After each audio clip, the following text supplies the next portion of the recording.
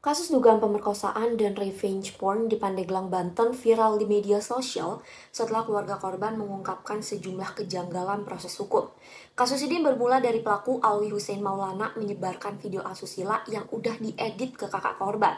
Kakak korban pun mencari informasi ke teman-teman korban dan menemukan fakta bahwa pelaku selalu mengirimkan video asusila ke semua teman korban yang dianggap terlalu dekat dengan korban. Video asusila ini diambil dalam kondisi korban tidak sadar setelah dicekoki minuman keras sama pelaku. Pelaku melakukan aksi revenge porn sebagai langkah untuk memaksa korban jadi pacarnya. Terus selain itu pelaku juga pernah mengancam akan menyebarkan video ke dosen korban, memukuli korban, dan bahkan meminta korban untuk mengakhiri hidupnya. Akhirnya keluarga korban yang mengetahui kejadian ini pun melapor ke polisi dan pelaku ditahan pada 21 Februari 2023 lalu.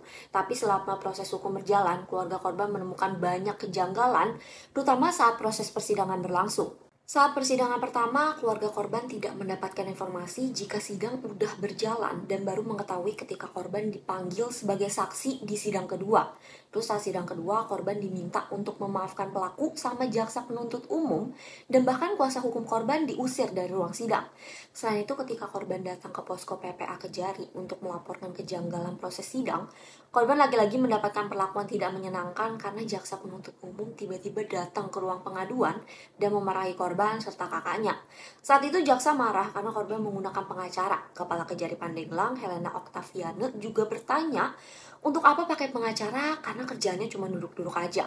Tapi selain kejanggalan proses sidang, keluarga juga kecewa karena pelaku didakwa menggunakan UU ITE, bukan UU Tindak Pidana Kekerasan Seksual. Padahal korban punya bukti adanya kekerasan seksual, tapi ternyata bukti ini nggak dipertimbangkan sama penyidik, jaksa, dan majelis hakim.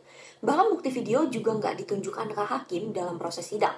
Selain itu, selama proses sidang berlangsung, keluarga pelaku juga dilayani seperti kelas VIP, mendapatkan ruangan khusus, dan membuat keadaan seolah-olah korban adalah pelakunya. Saat ini pelaku dituntut 6 tahun penjara dan denda 1 miliar sama jaksa. Tapi karena tuntutan ini mengenai UU ITE, jaksa pun menganjurkan agar korban kembali melaporkan kasus dugaan pemerkosaan ke polisi.